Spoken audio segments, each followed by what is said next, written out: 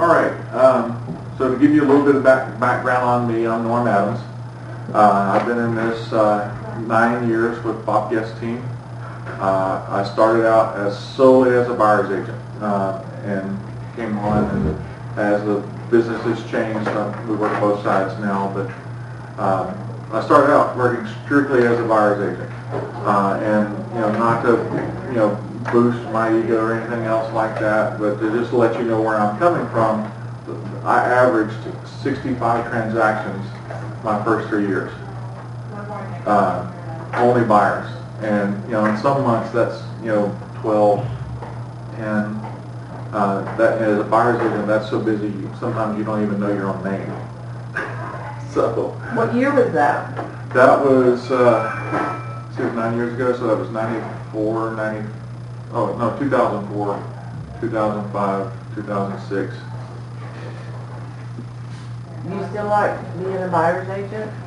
I just like working with people. And I particularly like two kinds of clients: the ones that appreciate me, and the ones that are new home buyers, because they're the ones that really need you.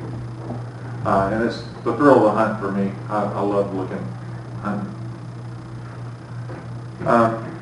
Looking at the houses? What's that? You like looking at the houses? I have the sickness of love. I love looking at houses. That's good. Actually, why you're a buyer's agent? Well, and that, and I work with investors too, and I can tell which houses are going to leave the market first, just by looking at them, looking at what's out there. I can tell them this one's not going to last long, and sure enough, it's gone. Or we multiple offers. Really about how to succeed in negotiations is all about setting yourself up for success. The same way that the buyer's appointment sets you up for success throughout the transaction and setting the stage for everything that happens in that transaction, the buyer's appointment is the most important part of the negotiations. You will solve 90% of your problems that happen in negotiations, and negative feelings that may happen during the transaction, by just doing the buyer's appointment. Sitting them down, not just going out and showing them houses, sitting them down, talking to them about what their needs are, what they like, what their needs are for their family, for their house, for their what their goals are. All those things are really important to understand as you're considering their home search. But also it's about talking to them about contracts, talking to them about the title policy and what that does for them, home warranty, talking to them about inspections, talking to them about home warranty companies, talking to them about what the closing process is like with lenders and questions that they might have. All of that is a very, very important piece of this, and a lot of their questions and their anxieties will be addressed if you do that first and walk them through that. I'll tell you the other thing you'll do is most agents do not have a buyer's presentation. They don't sit them down and walk them through a contract. They don't talk to them. I mean, they may sit down and ask them, well, what are you looking for in a house? Or they may even do it over the phone. But then they just go out and start looking at houses. And that, I think they're selling themselves short, and they're really giving putting out the opportunity to fail for that transaction. Setting the stage for success, as you meet with them, as you talk with them, you'll get and as you sit down with them on that buyer's appointment, you'll get an idea of what type of personality they are, and understanding their personality, whether they're a driver personality, or they're an interpersonal personality, or they're a high attention to detail personality. Whatever type of personality that is tells you how they want the information presented to them. If they are a driver personality, they want the information quick, they want to know what the bottom line is, and they want it in bullets so that they can make a decision quickly.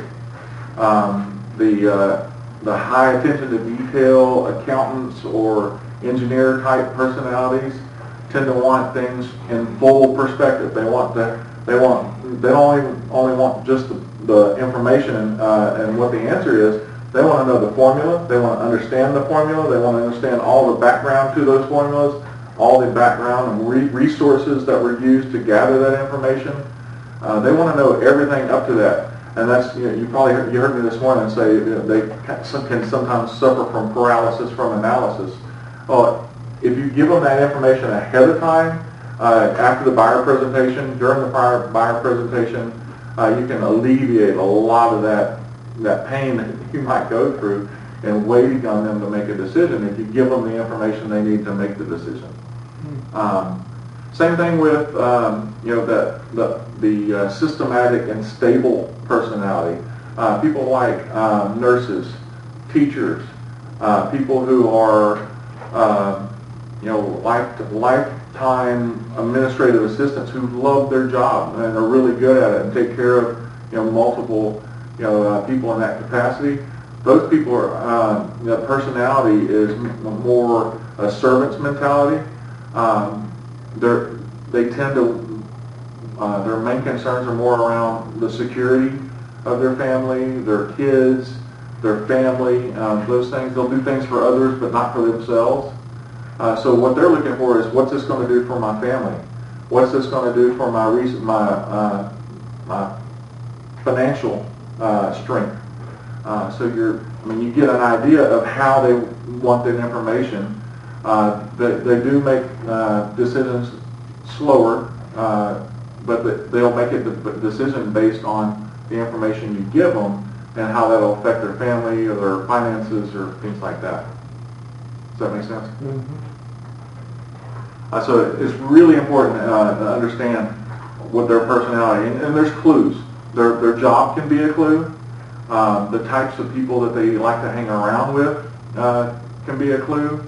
How difficult conversation is or how easy conversation is can be a clue. A driver personality, you ask them a couple of questions about what they want in a house, grab your pencil and hang on, and then, because you're going to be writing a whole list, they'll just give it to you. They'll just lay it out there. This is what I want. Boom. This is what I want to pay. This is what it looks like to me. This is what area I want. This is how far I want it to be from downtown, or this is how far I want it to be from the lake. This is the schools I want. And you're, just steadily writing out the notes, trying to keep up. That's, somebody who, really knows what they want. They know they need you in order to find it. And then, we go through that needs analysis, just like we talked about this morning. Asking them, what are you looking for in a house? As you go through that, you'll find out, what they're looking for. It'll answer some questions about, what they need, and also you'll find out what they may not know, so that you can help them. And that buyer presentation, that all I'm going through right now is just the buyer presentation. We walk them through a 1 to 4 family contract. Take them through the general information and notice to a buyer. A lot of their questions will be answered there. If they're concerned about crimes in the neighborhood, on that general information, there's the website to go for crimes and sex offenders. So that's very helpful to some of them. For your protection, get a home inspection. I include that in my buyer presentation.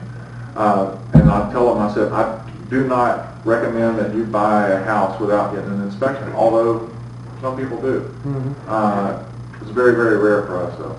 Like 1 a year, maybe.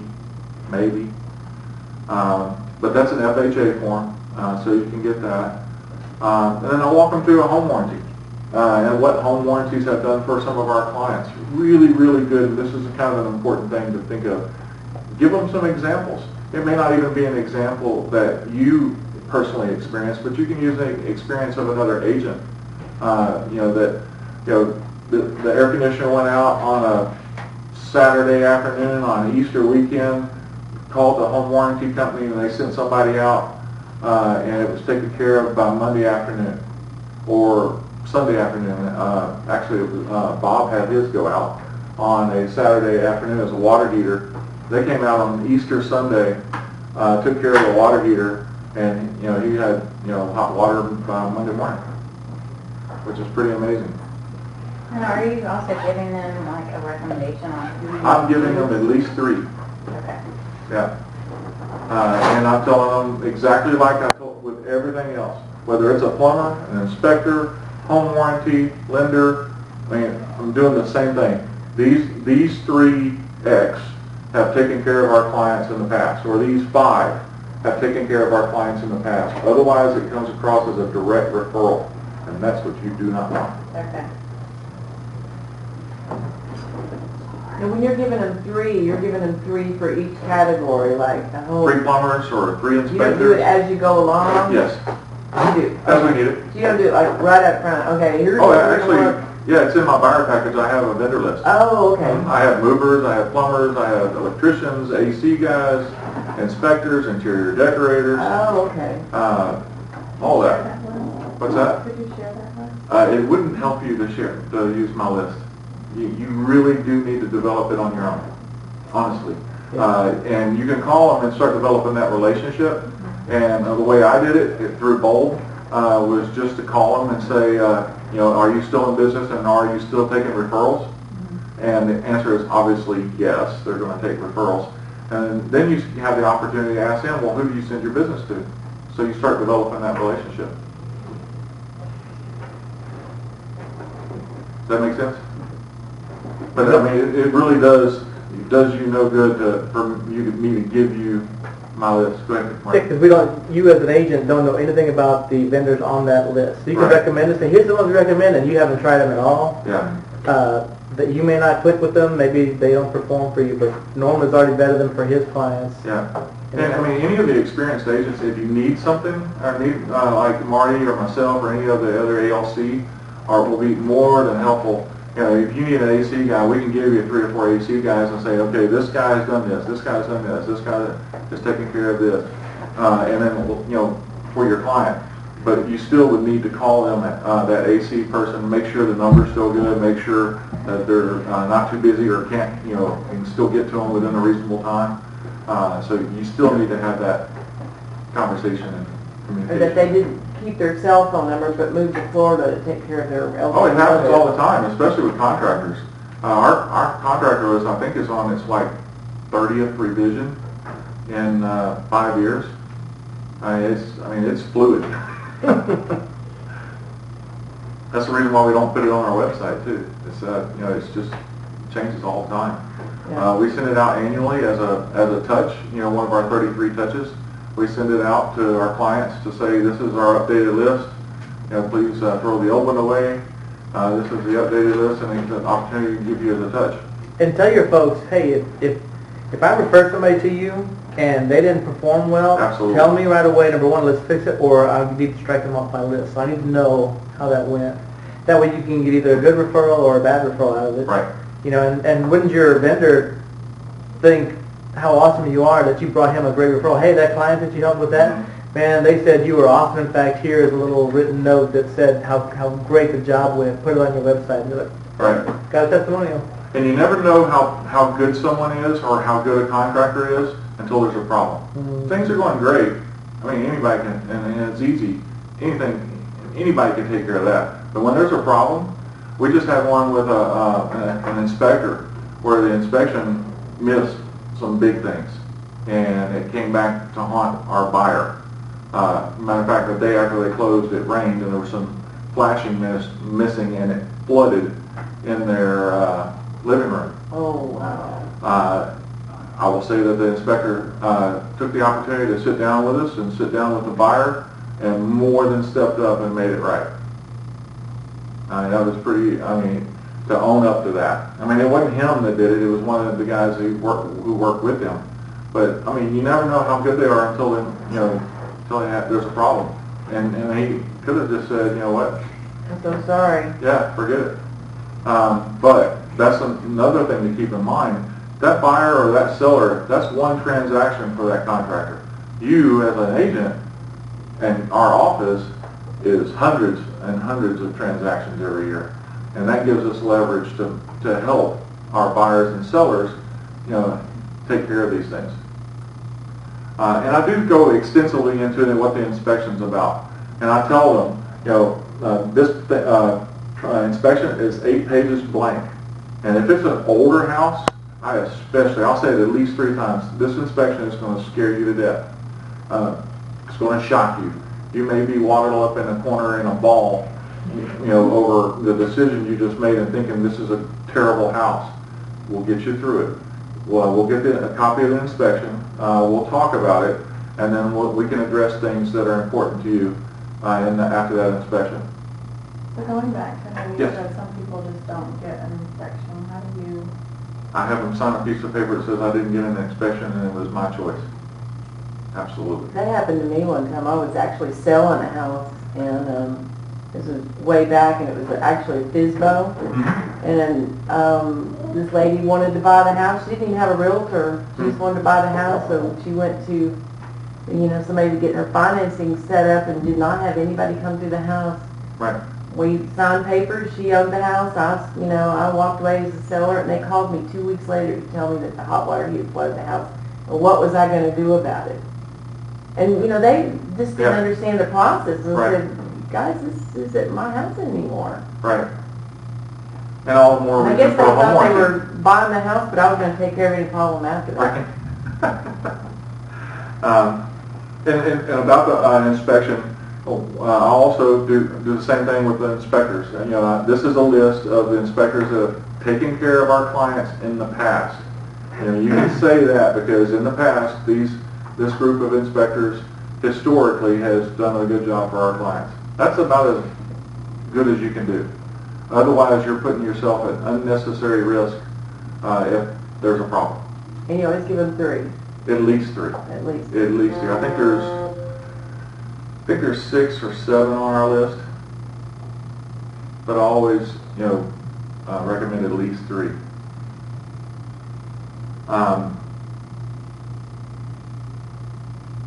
And if you want any of these notes, I can email them to you also. I tell them that Trek has the parameters, and it's based on current code, which changes every year. So, that's why there are going to be deficiencies in every house. There is no perfect house. But again, we'll get you through it. And keep in mind that once you go under contract, every buyer goes through a certain amount of buyer's remorse.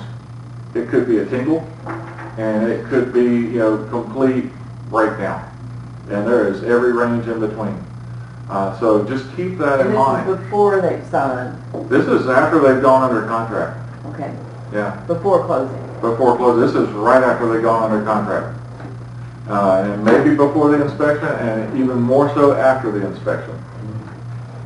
Wow. But if you haven't told them that they are going to have some buyer's remorse, it makes it more difficult. But if you tell them ahead of time, the more you inform your client that these things are going to happen, the less problems you're going to have. And a better you look as a professional.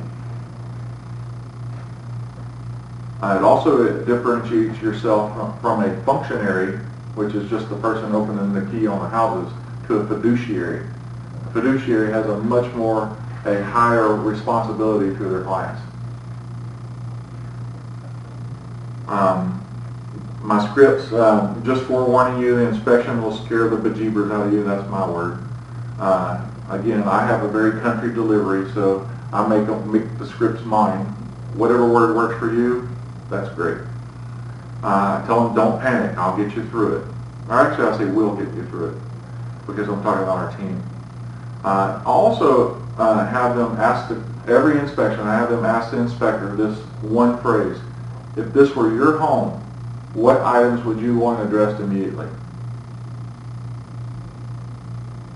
Because that's very important, and that's powerful, because if it's not concerning to the inspector that there's no arc fault breakers in the house because it's 10 years old, that's important. Or if the inspector understands that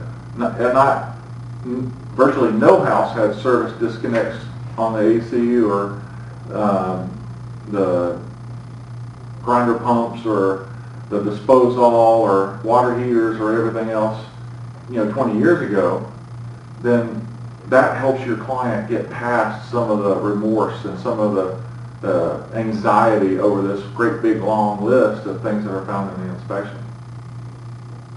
Does that make sense? And then the other thing I do is, as I'm walking them through that buyer package, and this is still at the buyer presentation, I tell them items to look for are life, health, and safety items in and around the home. Because those are things that should be addressed. You know, if it's a outlet that's not working, or if it's a something that when they plug in the plugs to test them, it shows that it's got a short. Any of those things are really things that should be, I mean, it may not concern some people because of how talented they are as a handyman. I had one lady who has built houses, who has remodeled houses. She was actually this was her second home that she's ever owned, but she's owned other houses, fixed them up. But this is the second house she's ever lived in. There were lots of things. There were outlets that weren't working. There were all the things that would come up in a house that was built in the 80s. But she really didn't care because she could take care of them. We just negotiated it off the price. If the client is talented but doesn't have the time, maybe they need some of those repairs done. Or if they're, not a handyman and they don't have time, but they have money, then, you just have to get a feel for what your client wants. And at that inspection, what you want to do is you want to ask them what's important to you. But ask them their opinion before they give you yours, or before you give them yours. Well, Yes. well, I'm running into the same, as that there are things wrong with the house that are listed in the seller's disclosure. They may even be listed in agent remarks. It's obvious we have priced the house. Yes, we know it backs on the freeway, Are you talking about as a seller or a buyer? as a seller. Okay. On the seller, looking at stuff. Well, it kind of works either way. The seller's done all of that, Okay. So they've taken that into consideration in pricing it. And the buyer comes in and acts like they didn't know it. And They may not. They may have looked at the seller's disclosure and may have just... No, they act like the sellers don't know it. Okay. And want a... So what's your question? Well, my question is, when you're preparing buyers about, basically you're talking about it, when you find things on the inspection that the seller wasn't aware of, then obviously he did not, it's not the house you thought you were buying, nor the house the seller thought they were selling. So that's a strong negotiation. To me, that's a strong negotiation. Yeah, it's strong. To ask for things, as opposed to they knew this and they told you this when they priced it. So then you don't have a really strong case for reducing the price. Yeah, you still have to, you still have to prepare the buyer and the seller. Same thing. You still have to prepare the seller in the same way. I mean, you have to prepare that seller at the listing appointment. That they are going to do an inspection. They are going to find things. So we might as well put as many of them as we know now on the seller's disclosure or fix it. So I mean, it's the same thing on the seller side. I mean, the more preparation, the more that you remind the seller or the buyer that these things are going to happen during this process, the better you look and the better the transaction is going to go. Do you recommend the seller to do an inspection before, just so they can be ready? Depends on the house. Depends on the house. Okay. Usually no. Okay. I would say Wait to see what happens. 99% no. In what cases would you recommend it? A pre-inspection, case by case. I don't know. I can't remember the last time I did. An older house. Not necessarily. it's been suggested that I do it for an older house because they would like to have a better idea before they even start, that we know what's going on with, you know. But aren't they gonna, look like a... But it's going to be like every other older house in that neighborhood, so what difference does it make? I don't know, I haven't, that's what I'm trying to figure out, because in the current market, certainly I can't see any advantage, because all it does is bring up stuff that makes the seller's disclosure get longer and longer and longer. Right, and that, because you have to disclose it at that point. That's why I don't recommend it. Because it seems just totally unwieldy. So you said on a case by case, and I just kind of like... Very, very rarely. Like I said, I don't remember the last one we recommended that they did a pre-inspection. I really don't. Or else, I mean, else I'd say never. But I know we have.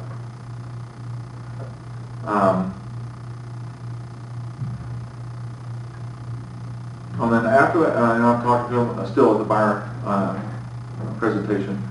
I've explained to them, you know, once we have that inspection, once the inspector has made these recommendations, you've asked them, you know, if this was your house, what items would you have, you know, have them address? Then we've got some options here. It's another opportunity for us to negotiate. We can negotiate repairs. We could negotiate price off the house, or additional closing costs, or some combination thereof.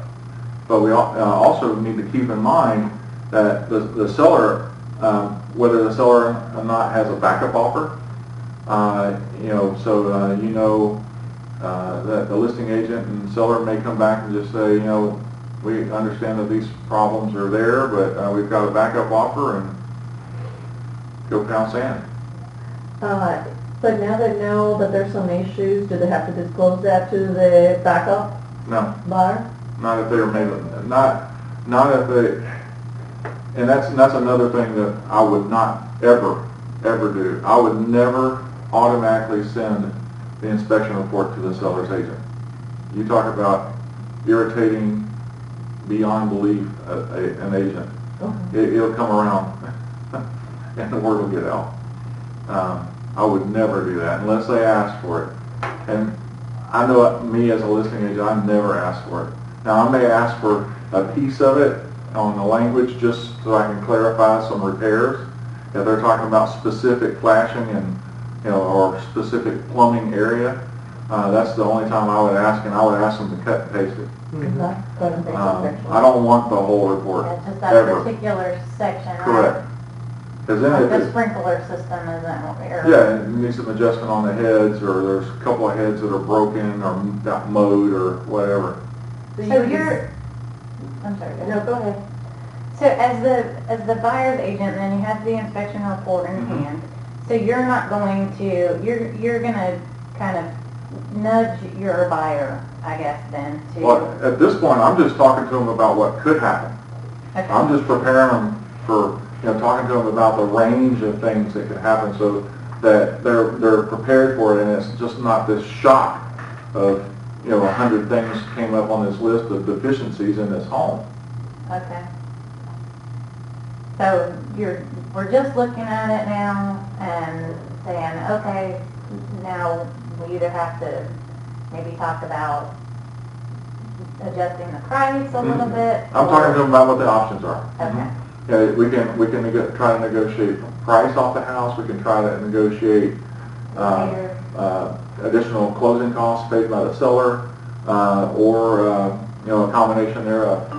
And it's also important to keep in mind what the seller's situation is. If they're moving or have already moved and they're out of town, that's, you know, something to keep in mind, because in that case it's usually a lot easier to negotiate price off the house or additional closing costs.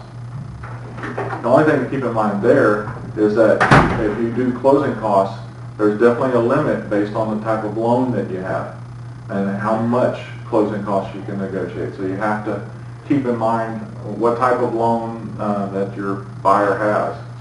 Now, you said, too, you've worked with a lot of first-time home buyers. Yes. I mean, they're first-time home buyers. They don't probably know what is their first time doing this? Or are they saying to you, well, what do you recommend?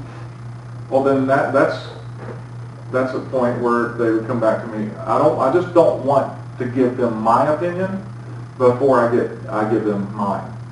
I don't want to pollute their thoughts with my thoughts, because they may have something that's extremely important to them, and it may be something that other people may not find important. It may be that, you know, they want the disposal and, you know, replaced, and they want additional insulation, Okay. as an example. But that, I mean, if you were the buyer, that might not be important to you. You might have somebody who can change out the disposal and blow in the insulation, in a matter of a couple hours. Okay. And so I want to find out what's important to them. Asking more, just keep asking the questions to find out, what's important to them. Yes, sir. I hope I didn't miss it, but I try to coach my clients, like, look, when we go over the inspection, this is for big ticket items. Yeah. This is not to make a laundry list of every little Yeah. thing you want fixed in a house. Life, health, and safety. Yeah, there you go.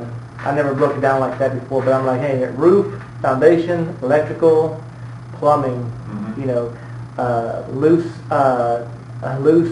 cabinet, toilet seat, whatever that. I mean, people are like, hey, the toilet's loose. I want a plumber to come in and do that. No, that's, Well, you might ask them. I mean, that may be important, but try to coach your people not to give a laundry list of everything Right. on. In the main thing, especially if they come back with 20 items on there, just ask them, okay, I know these are important to you, but just in case the seller comes back at us, and I want to make sure that I have, they get your most important items addressed. What are your top 5? Mm-hmm. and you were saying the big ticket items are like roof, plumbing, electrical, Foundation. foundation, yeah. In some areas, drainage, Mm-hmm. if it's on a hill.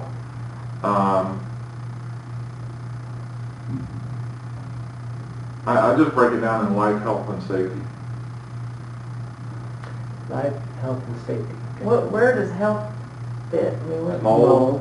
Mold. This one, Yeah. electrical shock, shorting out on lights that are not grounded, and there's, Would that mean like if you turn on the light and it's doing the little blinky thing, is that? it could be a bulb, or it could be a ballast, depending on the type of light, but it could be a number of things. But the inspectors, But that's There, check for that. more often than not just a little picky thing. Yeah, all the more reason to ask that inspector, if this were your house, what would you want addressed immediately? Yeah. All right, and then you're going to go look at houses, so you prepare them as much as you can at that point, and walk them through things, and walk them through an inspection, talking to them about the home warranty. On that home warranty, this is my script that I use whenever I'm talking to clients, and I'll say it at least 3 separate times during this process. I'll tell them this phrase. Whenever you call in, what you tell that person on the other end of the phone is it broke today. And the reason why is the inspection home warranty company all of them have a policy that wear and tear is not included.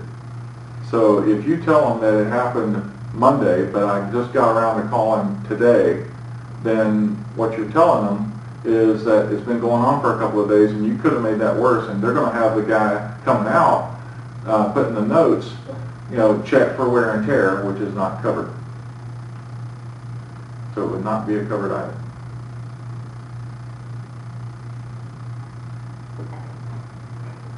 So it broke today, it started today, and just however they want to say it, but it was today.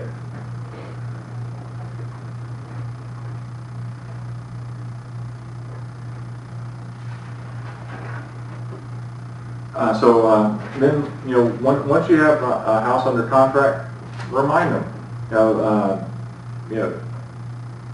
Walk them through there, walk them through what the implications are on each one of the blanks you filled in, Make sure that, that they're comfortable with it. Ask them, do you have any questions? Is there anything that you have that you don't quite understand? Again, this is negotiations, but this is helping you understand where their anxiety, or preventing some of that anxiety that could lead to harsher negotiations.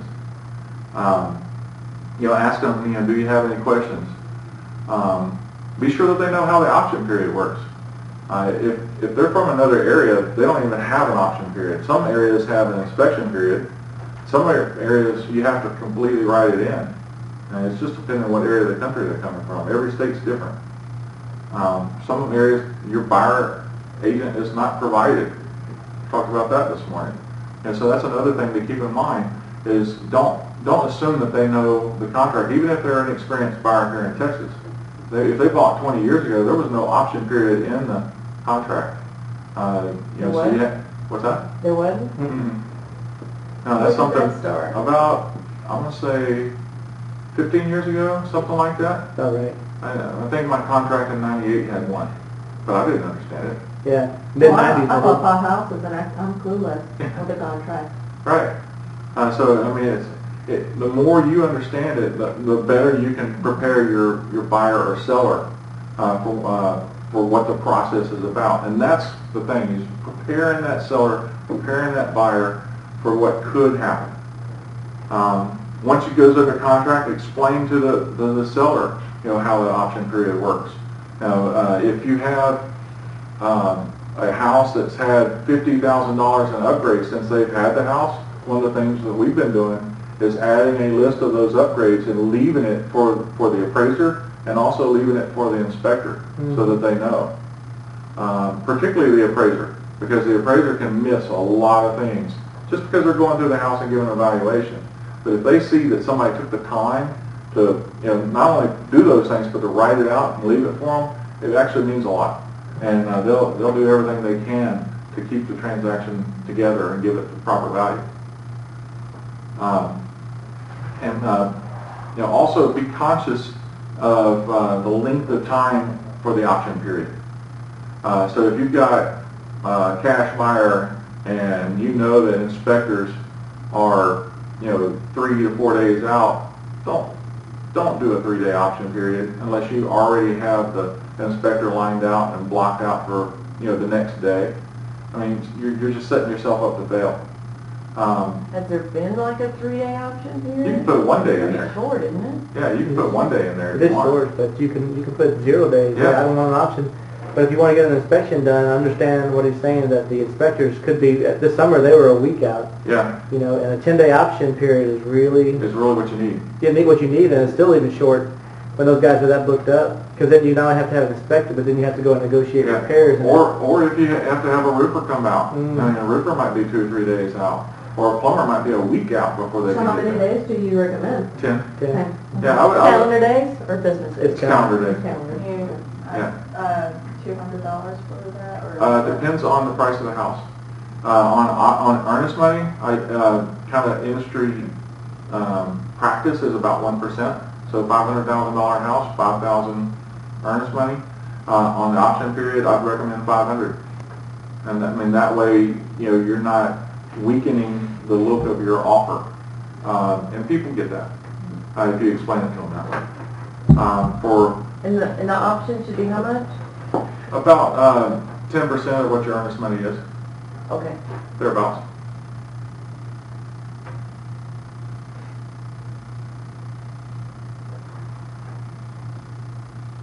Let's see. Oh, also be on the length of time. Calculate it out. If you get your contract receipted today and you're 10 days out, that option is going to end Saturday, Sunday next week. And if you don't work Sundays or you don't want to work Sundays, you might want to be conscious of that. So you start counting, like if you sign the contract today, it starts counting today, or does it start counting It starts tomorrow? counting today, but the first day is tomorrow. Okay. So it's like 24 hours later is the first day? Right. Okay. And leave yourself enough time to get, a second contractor over there or additional trade if you need to. We had one, it was a cash buyer out of town. This was my listing, that we had the inspection 2 days after we went under contract. They spent the next 8 days Negotiating? No, getting secondary inspections from foundation company, from an electrician, from a plumber, from a roofer, from a Well, everything's deck wrong with expert. that house. There wasn't. It's just an older house. Yeah. But this newbie agent did not know how to explain that to her client, and the client from California was panicked by what was found on the inspection. Wow. And What year was that house? 84. And so it was an 80s house, cedar siding, very few GFCIs. Do you guys see a lot of foundation issues? I lived in Fort Worth, so Mhm. we had a lot of foundation issues over there. Do you guys see a lot of foundation issues in that area? More often on the east side, On the but east it does, because of the... East side of 35? Yes. Correct. And the reason that is because it's the tail end of the high plains and there's more clay soils. Oh. Now, you'll also see that between the hills where the Yeah. topsoil has washed down Okay. that soil, because what happens is clay expands when it gets wet Mhm. and it contracts when it dries. Okay. And depending on the area, some areas in Houston, every house has had foundation issues, and it's not a big deal. No, it's not a big deal. I had a house with Yeah. foundation. It's not a big deal. And I mean, Houston's floating on a sea of mud anyway. But if you're in Terra Vista's got some $400,000 or $500,000 houses, and I saw one that was 4 years old that had a crack like that all the way through the middle of the house. Wow. And the builder's warranty covered it, but it's now stigmatized So because what's going to happen 4 years from now? Oh, It'll keep moving. if they put piers, it's going to be okay. It'll keep moving. And you got a It'll lifetime always be warranty on active. piers, so. it'll always be active. Don't Mhm. fool yourself. Yeah. It'll always be active. Bob has a house that he owns that's had the foundation repaired 4 times. Yeah, I got a And house. 6 years. I had a house that had foundation, and it was repaired, and still, Mhm. you just adjust the piers and keep it Yeah. going. But it's going to be active soils forever. Yeah. That's why you want to use a reputable company if you have to use one. But it does affect you on resale. And in a lot of areas, 10-15%. Something to keep in mind. On inspections, now we're to the inspection. I don't recommend that you go to inspections. You're not licensed inspector. You're not a licensed. Well, you might be a licensed plumber. I don't know. You might be a licensed inspector. But if you're not, there's no reason for you to be there to watch the water run. Or watch the guy spend 3 hours checking all the plugs in the house. To the buyer? Buyer's agent or both? Either one. I mean, there is absolutely nothing that you can add, and you can absolutely hurt your client either way. So Norm, do you ever show up like right at the end just Nope. to see? You don't show up at all? No, Okay. And, You just wait for the report and then go from there? right. and the But buyer? I do recommend that my client show up when the inspector's doing his summary. Now, some clients who are high attention to detail or engineers, they love the learning process, and they will sit there through the whole thing. They will watch every drop of water. They will watch him do every plug and check every plug. So would you attend if your client was out of town? No, So I don't go. if your client is just asking that question now, how come you don't go there? What is just, Because I'm not an inspector. okay. You let them do I don't their need to job? be there to and watch you- the water okay. run. And do you recommend for the buyer, if you represent the buyer, would you recommend them to be there? Just or- at the end, during the summary. Mhm. Okay. Yeah, I do actually want them to be there. I want them to be there mostly to ask that question of the inspector. If this was your house, Okay. what needs to be addressed immediately? And then to the question, I'll be there to, we're gonna get through this. Yeah, we'll get you through it. Okay. I'll get the report. You'll have an opportunity to review it. I'll have an opportunity to review it, and then we'll talk about it. That saves time. Yeah. Well, it's not about so much as saving time as protecting yourself. So, I mean, and if I ever have any questions, I can call the inspector I'll say, hey Terry, you did the inspection on this house over on this, on Hope Court. You saw this. I'd like to get a little more information on that, or how did it look to you? He goes, oh man, it looked great. It's missing some fans, ceiling fans, and lights, and it's got this problem, but overall, it's a solid house. One is I want to hear that from him because that's what he's telling my client. Go ahead. To say, if you are going to call him and ask questions, do it soon after that because they're doing 3 a day. Yeah. Don't forget. You wait 5 days later, it'll be like. Yeah, some of them are doing 5 a day. Yeah. If it's smaller houses, Mm-hmm. and it's easy to forget. So It's just like us looking at houses. Who's the agent that calls 7 days afterward looking for feedback? Yeah. I mean, come on. Yep. It's the same thing.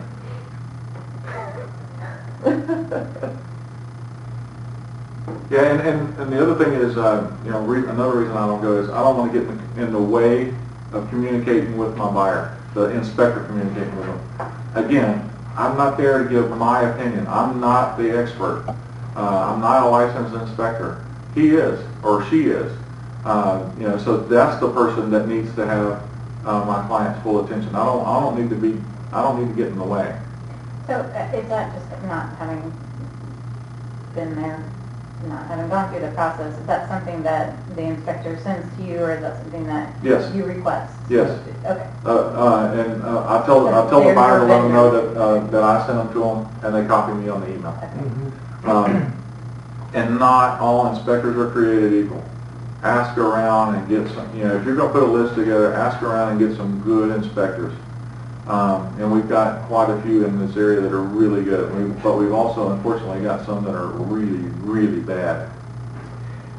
Back to your point about not being there and not getting in the way, do you feel like we could be liable if we were there trying to interpret how bad a repair the issue would be? Absolutely. Yeah, that's one more reason not to be there is because you're not an inspector or a plumber.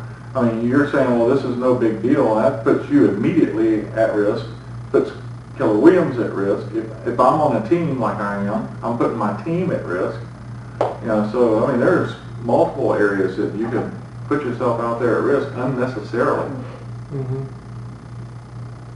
And I tell them, be there, 30 to 45 minutes before the end of the inspection, or ask them to ask the inspector when he's going to be writing a summary, and that's the time they should show up.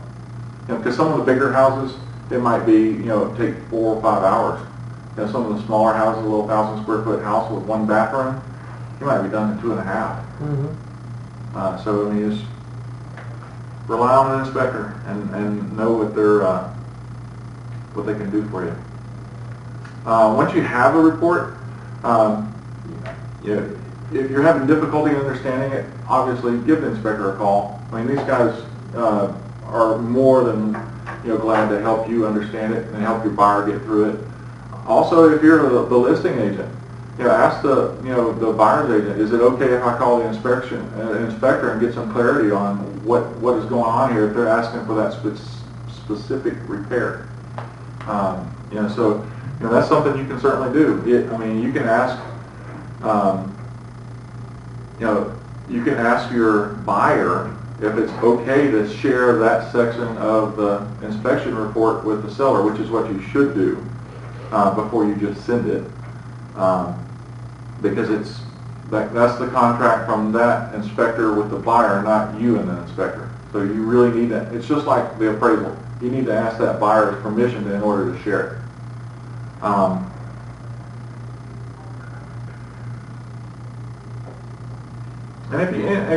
And you've got ALC members here, you've got some very experienced members here. Ask somebody. If you have just a small inkling that you're getting off into territory that you're not comfortable with, just ask somebody. We're here to help. We're more than willing to help. I field questions every time I'm in the office, and I know Marty does too. We're willing to help, and it helps us be better agents, quite frankly.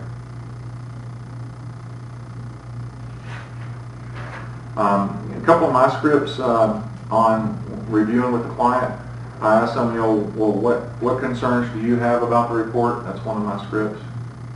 Another opportunity there is don't give them your opinion before you ask for theirs. If the list is long, and some people it will be inevitably, especially people who are either new to the area or new to buying a house. This is my script. I said to make sure we don't miss something and that is extremely important to you. What are your top 3 to 5 items that we really want to get addressed?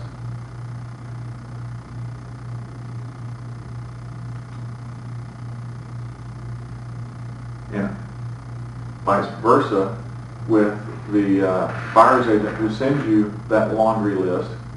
I will ask that buyer's agent, hey Marty, I got your inspection, your repair amendment. I see that it's got 15 items on here. To make sure that my seller doesn't eliminate something that's vital to your client's needs, what are do you know what their top 3 to 5 items are? Mm-hmm. That's a way to really get to what's important to the buyer if you're on the listing side. Yeah, and I might say I put them on there in order of importance.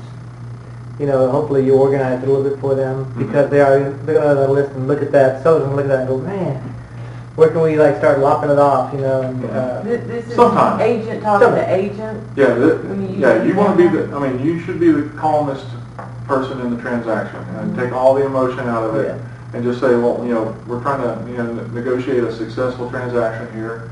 How are we going to get them through it? And again, to make sure we don't miss something that's really important to your client. Realize we've got 15 items here. I don't know if what the seller's going to say or not, but just to make sure that we don't miss something that's extremely important to your client, do you know what their top 3 to 5 are? And some of them will quite frankly tell you the whole list. Mm-hmm. They will. Mm-hmm. There are those agents out there, even after you give them the opportunity to succeed. Really? Yes. They're getting as emotional as the buyer or seller. Oh my goodness. Yes. Some of them take it very personally.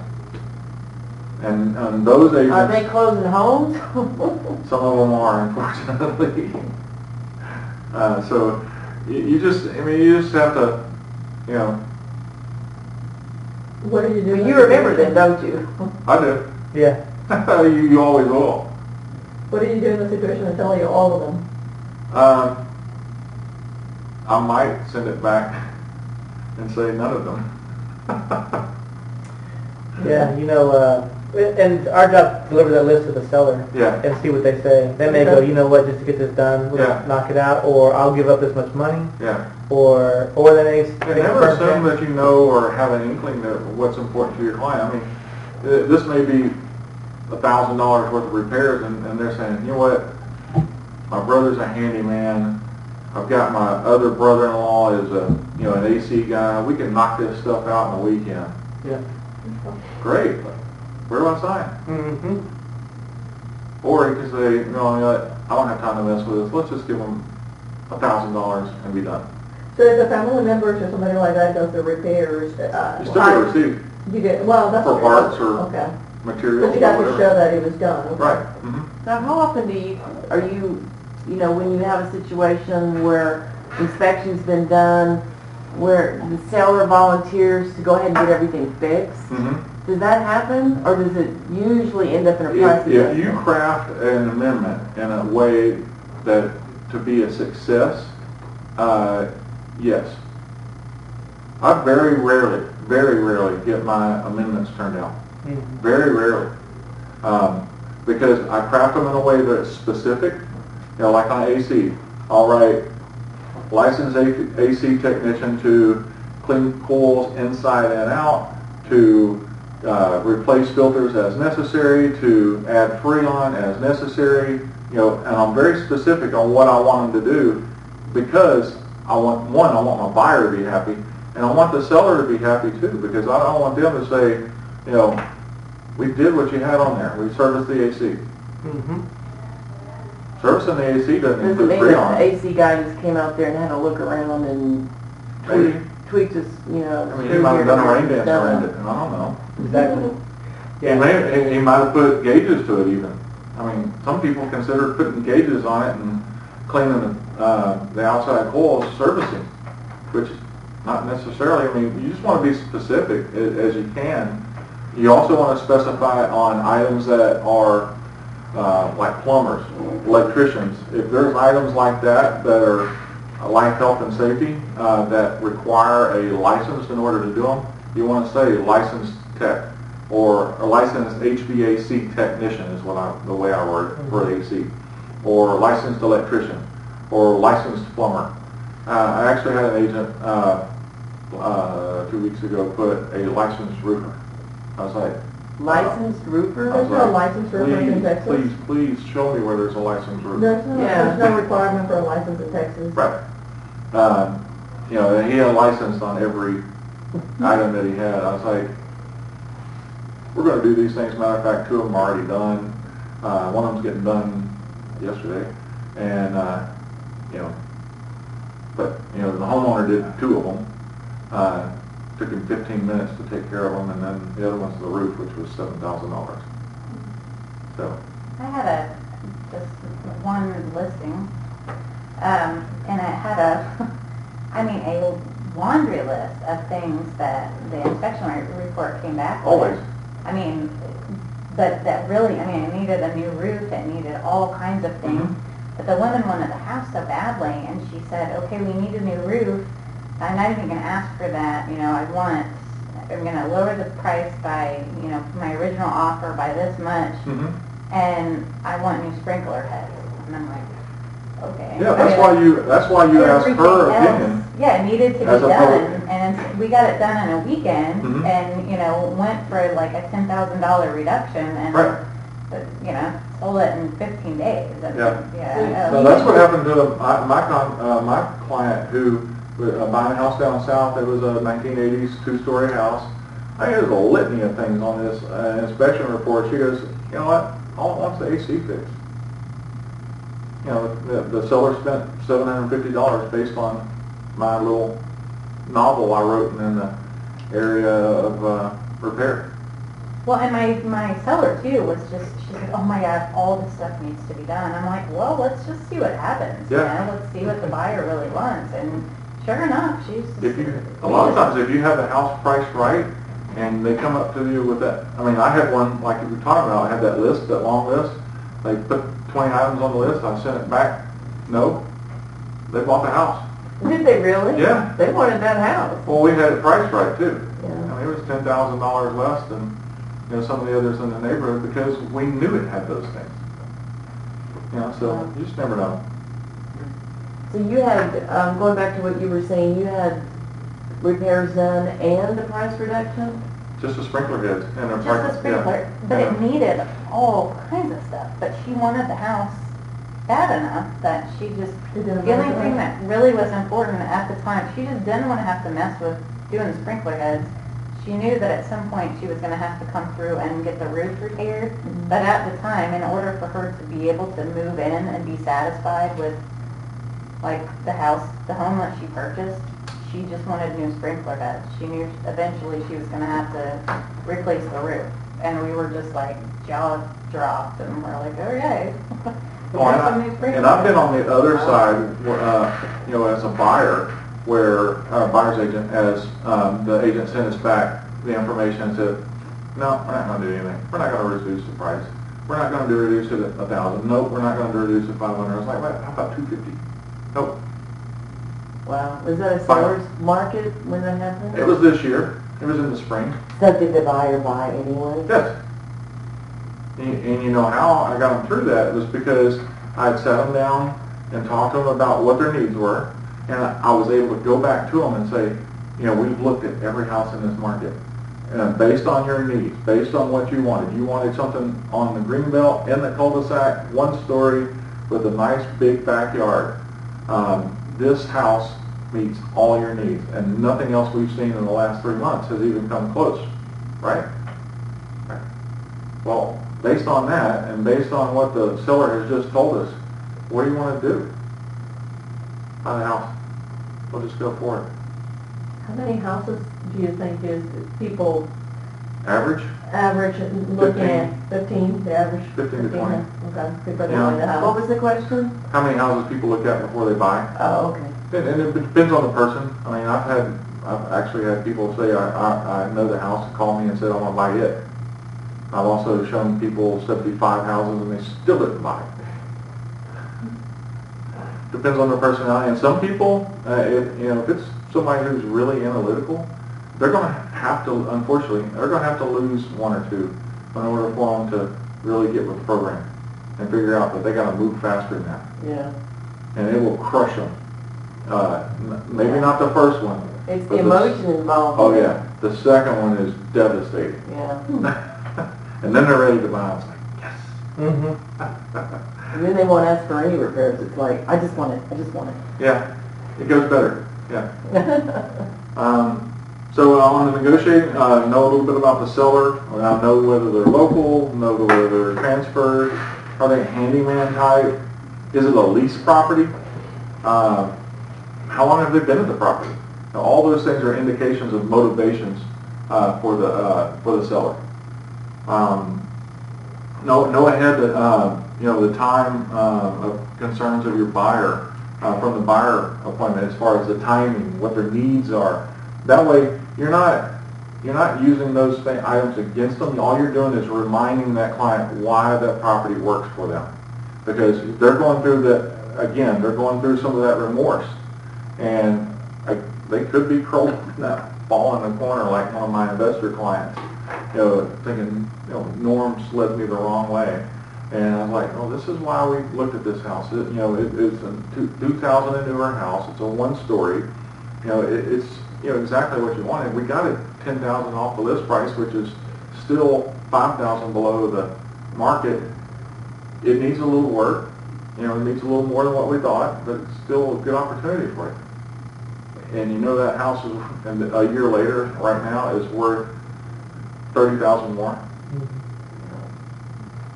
And she thanked me last week for it. She told me, she goes, thank you for keeping me in that one. You did a good job. She's bought 5 other houses with me too. Yeah. Did you keep moving, or she just has? No, she's an investor client. Oh, okay. Yeah, now she's got 6 loans and she can't buy it. Mm-hmm. Before putting an amendment together, you might ask the seller's agent. We found a few things on the report the buyer wants addressed.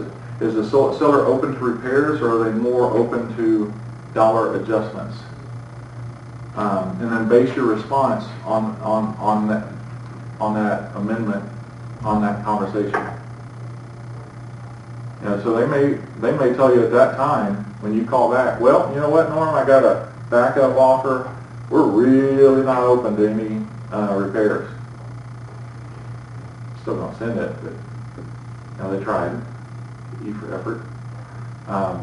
But I mean, that way they've got a backup offer that's quite likely. If we're asking for fiddly stuff, they're not going to do it. It's also going to kind of irritate them. Mm-hmm. And if you ask for real stuff, things that are that seller would want addressed if that was their house, then you're more likely to get it taken care of. And on that one we did. We got $1,500 worth of repairs when they had a backup offer. They just, they thought, oh yeah, that's the right thing to do. You never know what that backup offer is going to demand too, Yeah. And that's another thing to do. That's another part of negotiations. I mean, if you're writing a backup offer, give that seller a reason to choose it. Write as strong as you can. And just like when negotiating a contract, negotiations back and forth on repairs start to unravel at about 3 rounds. It starts to not feel right. And that's another thing I talk about at the buyer presentation. Negotiating, you've got about 3 rounds before things really start to fall apart and it doesn't feel good. And when the buyer asks you about, what do you think about this? And they're going to ask you, tell them. If it doesn't feel right to you, tell them. If it feels good to you, feels right to me. Seems like it's a good value. Ultimately, they're the ones that have to. Right, they're the ones that have to live with it. Yes or no.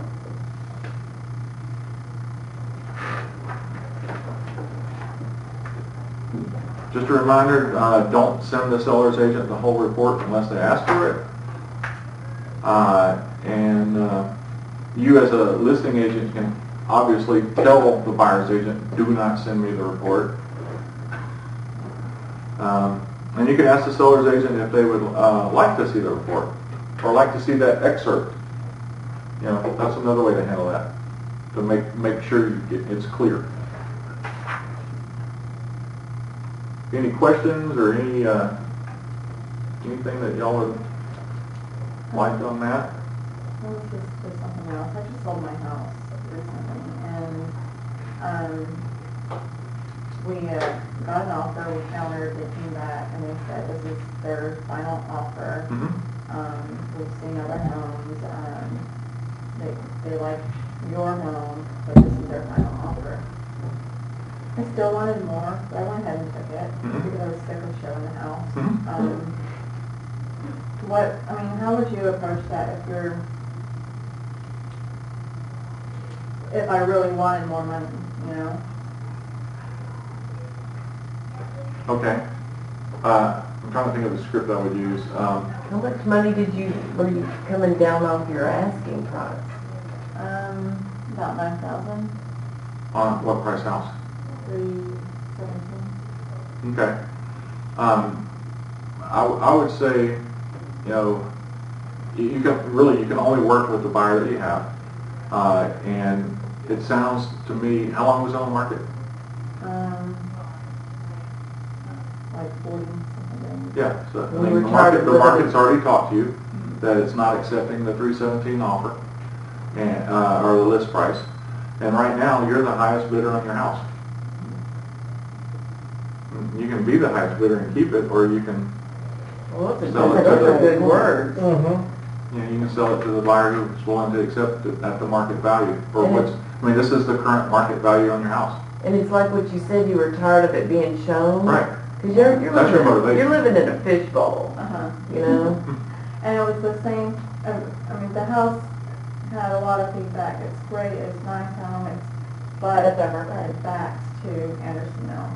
Yeah, And that was the only thing. Yeah. No one said really it was overpriced or anything like that. They just said it just looks amazing inside, it's so clean, Yeah.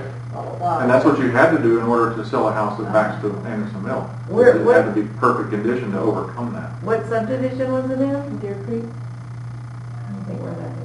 So that's one of those deeper lots. It's over there near the corner of Cypress Creek Road and Anderson. Probably a Standard Pacific. And it was lots of distance. How many square feet? It was a one-story, 4 bedrooms, 26 Nice. Could you hear the traffic outside? No, but. Those have deeper lots. Thought they. You know, on that section, it was, you know, a nice long backyard and trees. And is it the concrete wall? The stone wall? Yeah. Yeah, so that'll be a nice barrier. Oh, yeah. And some people would like it and some people won't. Yeah. But you found the one person that does. You found the one person who might like the white noise of a road behind them. Really, But you're having seller's regret. I am. Yeah, you can recognize that. Because, of course, right after that, then some of the 3-bedroom homes were like, well, we're going to put our house on the market for $1,000 more, you know. I can list my house for $1 million, doesn't mean it's going to sell for that. You also got to think that you might have sat on the market a little while longer, too. Yeah. Yeah. Just never know. But the market speaks to us. I mean, you can't, that's why whenever you're giving evaluations and home evaluations, you're saying that this is what the range of the value on what the market says. This is not Marty saying, this is not Norman saying, this is the market right here. This is what the market says the value of your house is. Yeah. Yeah, come to Norm's pricing class because he'll tell you that if you're not getting showings, it's not about my marketing. No. It's not about who I told about the house. It's about your price and your condition. And all I'm doing is sending out, putting on 300 different websites that your house is overpriced.